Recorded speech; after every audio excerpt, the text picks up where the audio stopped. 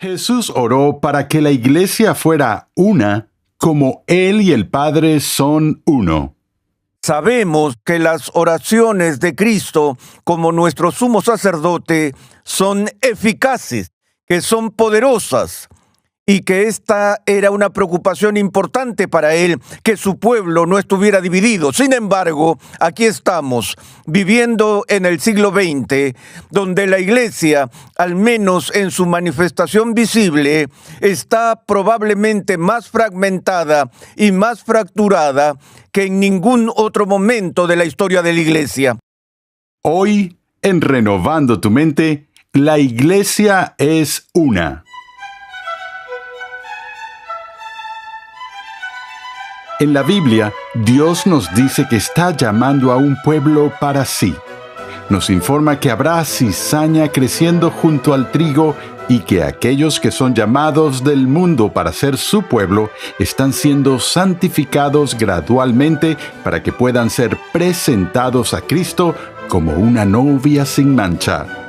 Bienvenido a Renovando tu Mente con el Dr. R.C. Sproul. Hoy comenzamos una serie de enseñanza de 9 lecciones que hemos titulado La novia de Cristo. En esta serie, el Dr. Sproul ofrece una visión general de la eclesiología, es decir, la doctrina de la Iglesia, a la vez que explica cómo la verdad de las Escrituras es la base de la unidad de la Iglesia y analiza las características de una iglesia bíblica. Al visitar nuestra página web renovandotumente.org, podrás solicitar gratuitamente la guía de estudio de esta nueva serie. Basta un momento de reflexión para darnos cuenta de la magnitud del número de iglesias que hay en el mundo y de las diferencias que existen entre ellas. El mundo es consciente de ello y no sabe a quién creer. Nuestra situación actual nos lleva a la pregunta crítica: ¿cuál es la iglesia verdadera? ¿Por cuál iglesia oraba Jesús en el capítulo 17 de Juan? Acompáñame al salón de clases a escuchar una vez más al Dr. R.C. Sproul mientras explica lo que significa confesar que la iglesia es una. En el capítulo 17 del Evangelio de Juan, Jesús hace la oración más extensa que tenemos registrada en el Nuevo Testamento, y es una oración de intercesión en la que Él ora por sus discípulos y por todos los que creen a través del testimonio de los discípulos, y por consiguiente esa oración es llamada la oración sumo sacerdotal de Jesús. Uno de los temas centrales de esa oración era que Cristo oraba al Padre para que su pueblo fuera uno. Era una oración por la unidad de los cristianos.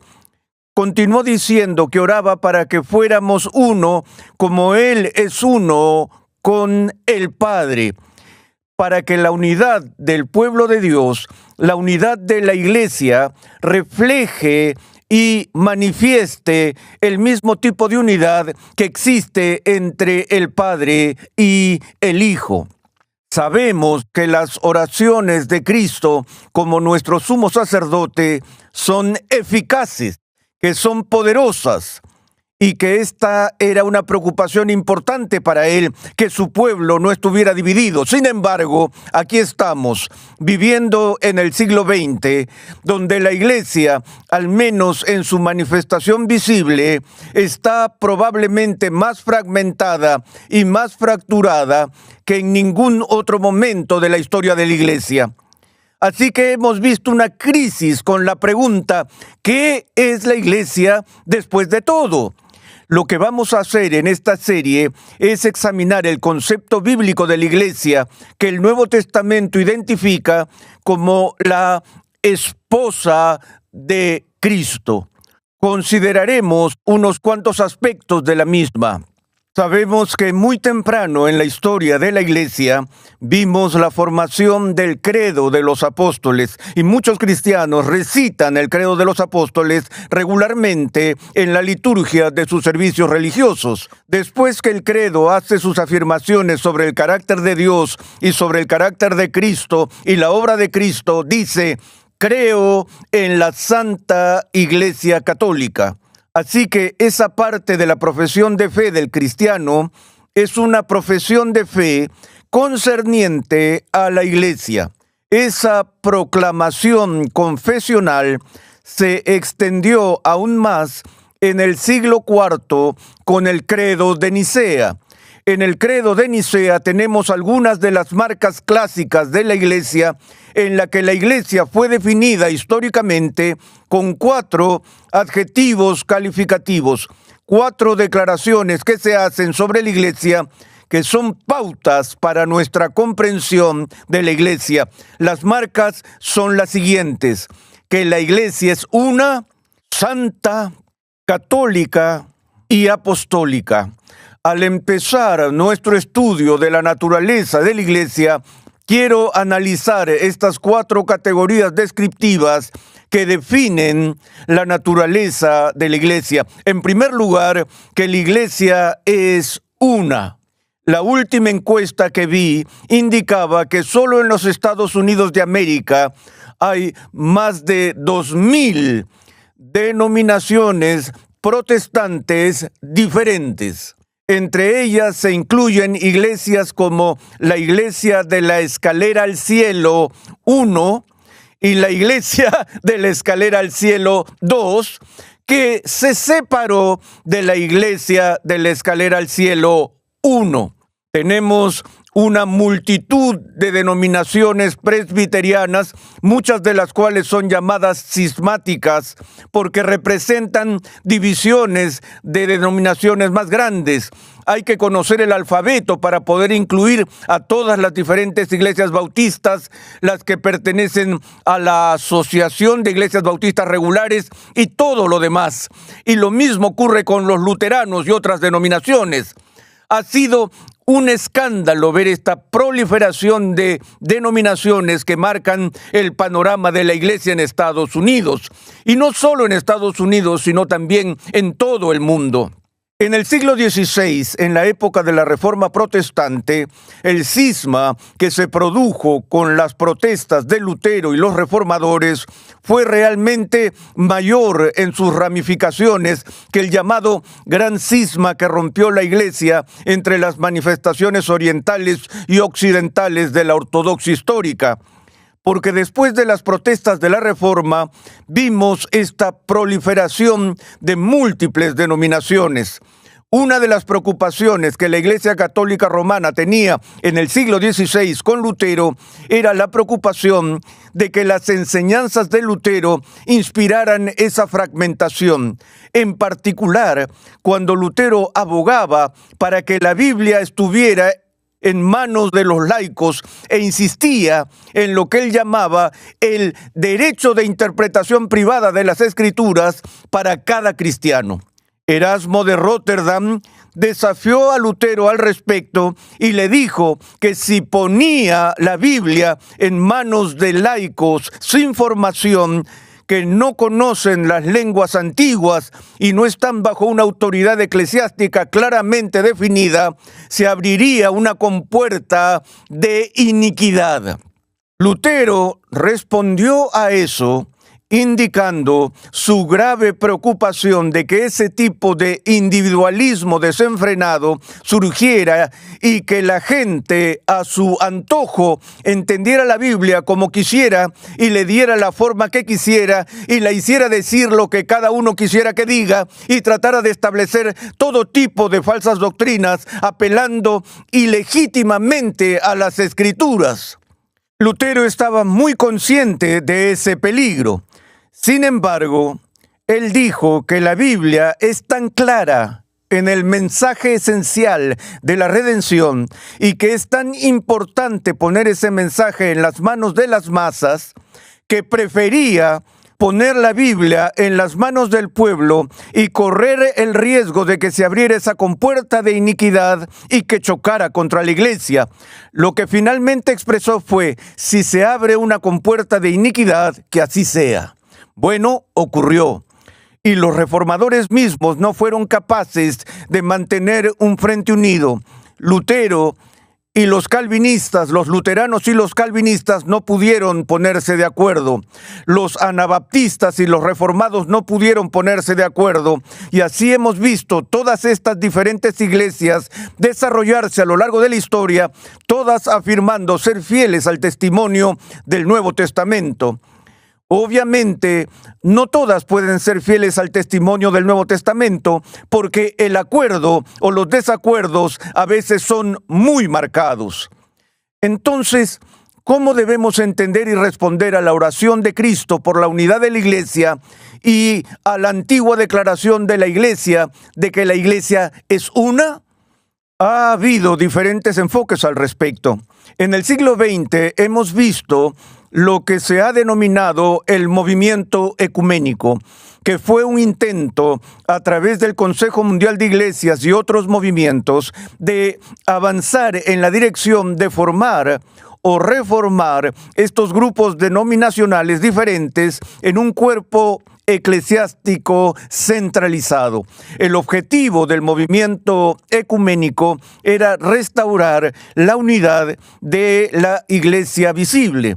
Uno de los resultados que hemos visto como resultado de este empuje hacia la unidad es un creciente número de fusiones entre denominaciones que anteriormente estaban divididas.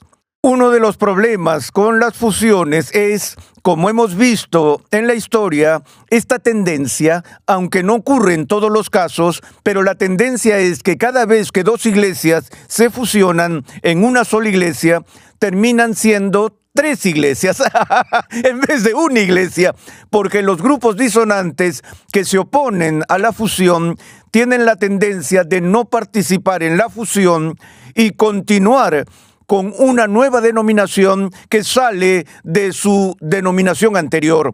Eso ocurre una y otra vez. Hay otro problema adicional que ha surgido con respecto a la búsqueda de la unidad visible, y es el desarrollo de una forma de abordar la doctrina, una forma de abordar la teología que a menudo es identificada como pluralismo.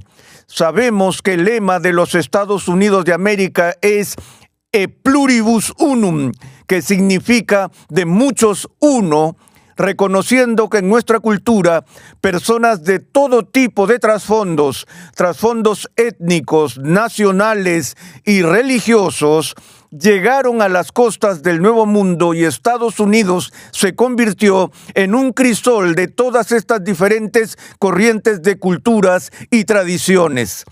Hemos intentado establecer una nación en la que la gente esté unida bajo un gobierno con una lengua, a pesar de todos estos orígenes tan diversos y dispares. Sin embargo, el pluralismo como ismo, que pretende ser una estructura o filosofía que permite la coexistencia de una amplia diversidad de puntos de vista y doctrinas dentro de un mismo organismo. Debido a que han surgido tantos debates doctrinales dentro de la estructura de algunas iglesias, las iglesias han tratado de mantener la paz de la iglesia y la unidad de la iglesia y al mismo tiempo acomodar los diferentes puntos de vista dentro de la iglesia. Este principio de pluralismo ha sido adoptado con el fin de dar espacio a diferentes puntos de vista. Cuanto más pluralismo entra en la iglesia, mayor es el nivel de tolerancia y mayor la posibilidad de unidad visible, unidad organizativa y estructural. Sin embargo, siempre hay un precio por eso, e históricamente el precio ha sido la doctrina, ha sido la pureza confesional de estas iglesias. En los siglos XVI y XVII, Cuando empezó el movimiento protestante, los diversos grupos, como la Iglesia de Inglaterra o los presbiterianos en Escocia o los bautistas en varios lugares, crearon lo que se llamó las confesiones. Eran declaraciones de credo que establecían las doctrinas que eran abrazadas y confesadas por estas iglesias en particular. En general, lo que estos documentos confesionales indicaban, como los 39 artículos de la Iglesia de Inglaterra, o la confesión helvética, o la confesión belga, o la confesión escocesa, lo que todas estas diferentes confesiones contenían, en primer lugar, era una reiteración de ese cuerpo de doctrinas que habían pasado a través de los siglos, que tenían sus raíces en términos de expresión histórica, en los llamados concilios ecuménicos de los primeros siglos, como el concilio de Nicea, el concilio de Calcedonia, el concilio de Éfeso, el concilio de Constantinopla y otros, donde estas doctrinas católicas eran sostenidas en común por todos los cristianos, como la doctrina de la Trinidad, la doctrina sobre la persona y obra de Cristo y otras más. Pero luego, estas confesiones de los siglos XVI y XVII irían más allá de estos puntos de la doctrina católica y detallarían, en muchos casos, de forma minuciosa, las creencias y puntos de vista particulares de estas diversas denominaciones. Por varios siglos, el protestantismo se definió en términos de las instituciones eclesiásticas individuales confesionalmente, en virtud de ese cuerpo de doctrina que confesaba cada organización.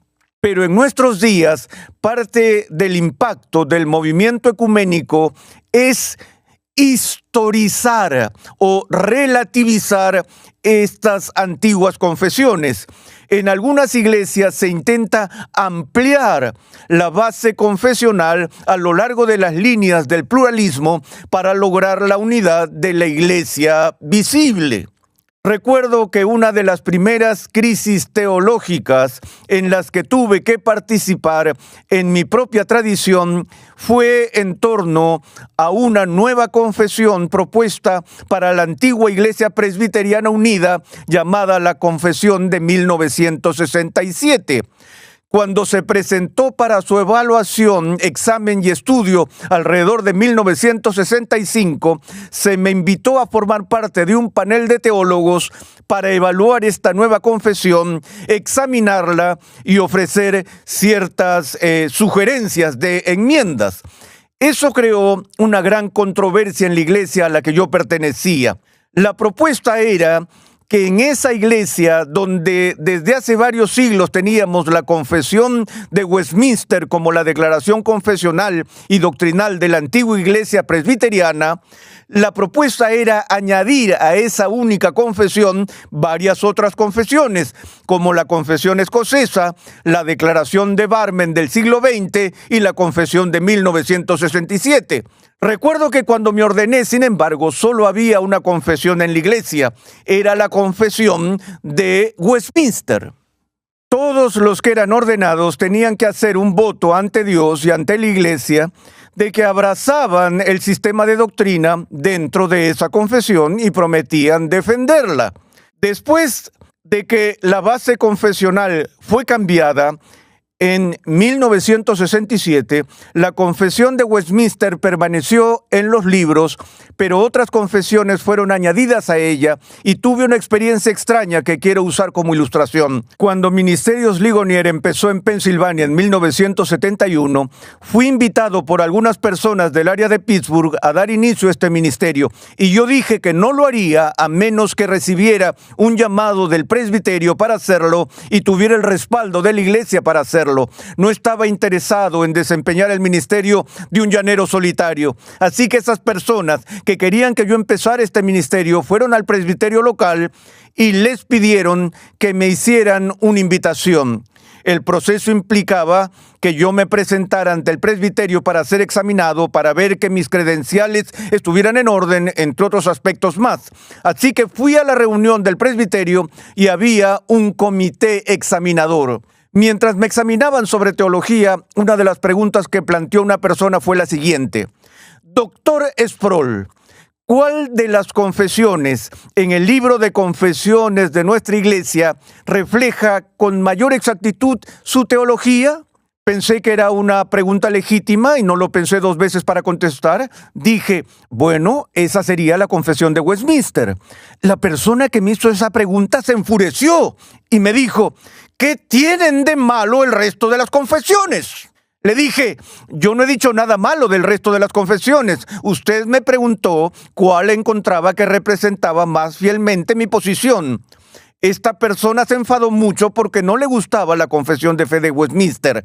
Así que cuando terminó el periodo de preguntas, me pidieron que saliera de la sala mientras ellos discutían mi llamado y determinaban si era aceptable para ellos.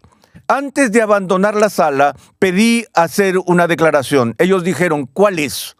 Les dije, si deciden no aceptarme en este presbiterio, espero que no sea porque creo en la doctrina contenida en la confesión bajo la cual fui ordenado y bajo la cual ustedes fueron ordenados.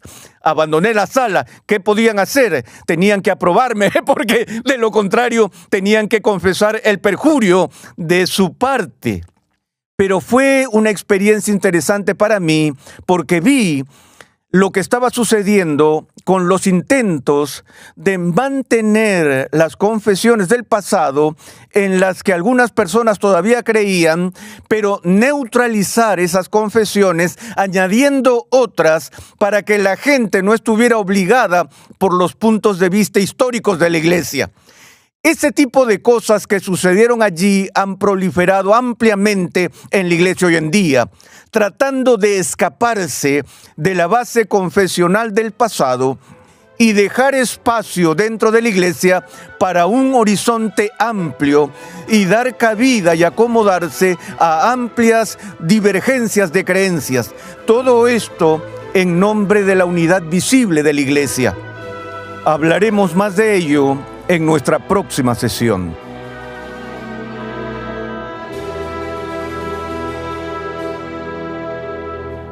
Escucharemos más del Dr. R.C. Sproul en un momento cuando regrese con el Coram Deo de hoy. Estás escuchando Renovando tu Mente y una lección titulada La Iglesia es una. Recuerda visitar nuestra página web renovandotumente.org, donde podrás solicitar gratuitamente la guía de estudio de esta nueva serie. Conexión Ligonier permite a cristianos en crecimiento estudiar en línea gracias a una amplia biblioteca de cursos interactivos en video impartidos por el fundador de Ministerios Ligonier, el Dr. R.C. Sproul, y otros destacados pastores, teólogos y expositores cristianos. Para más información, visita conexionligonier.com. Hemos estado examinando lo que significa confesar que la iglesia es una. Pasemos de nuevo al Dr. Sproul para concluir la lección de hoy. Si formas parte de una iglesia, me gustaría preguntarte hoy, ¿por qué perteneces a la iglesia a la que perteneces? ¿O por qué vas a la iglesia a la que vas? Me he dado cuenta, por ejemplo, de que en estos tiempos la gente tiende a cambiar de denominación. La tendencia es ir a donde les gusta el pastor, o les gusta la predicación, o les gusta la música, o les gusta un programa en particular. La gente se siente cómoda yendo de denominación en denominación, de iglesia en iglesia. Rara vez encontramos personas que presten atención a lo que la iglesia cree. Cuando la iglesia fue llamada a la unidad en el Nuevo Testamento, recordamos que el apóstol Pablo habló de la unidad de la iglesia en estos términos, que la iglesia debe estar unida en que tenemos un solo Señor, una sola fe y un solo bautismo. Es decir, que la unidad no es algo meramente superficial en cuanto a la organización o una metodología unificada, sino que en primer lugar es una confesión unificada de fe en la persona y obra de Cristo. En segundo lugar, que el contenido de nuestra fe es algo con lo que estamos de acuerdo. Es ese lugar donde no hemos dado la talla, donde la unidad de la Iglesia se ha roto. Veremos más de eso en nuestra próxima sesión. Muchos cristianos, en su afán por sanar las numerosas divisiones visibles de la Iglesia, han intentado resolver un problema y, sin darse cuenta, han creado otro igual de grave. Según las Escrituras, la verdad es tan importante como la unidad. Pero este simple hecho se les ha escapado a muchos en el movimiento ecuménico. Mi gran temor en esta generación es que lo que estamos viendo suceder es una especie de movimiento ecuménico, una especie de movimiento hacia la unidad que, con el fin de lograr la unidad, neutraliza y relativiza la doctrina. Te invitamos a sintonizar el siguiente episodio de Renovando tu Mente, donde el Dr. R.C. Sproul explica por qué la unidad de la Iglesia debe ser una unidad en la verdad. Renovando tu Mente es una producción de los Ministerios Ligonier, la confraternidad de enseñanza fundada por el Dr. R.C. Sproul. Nuestra misión, pasión y propósito es ayudar a las personas a crecer en su conocimiento de Dios y su santidad.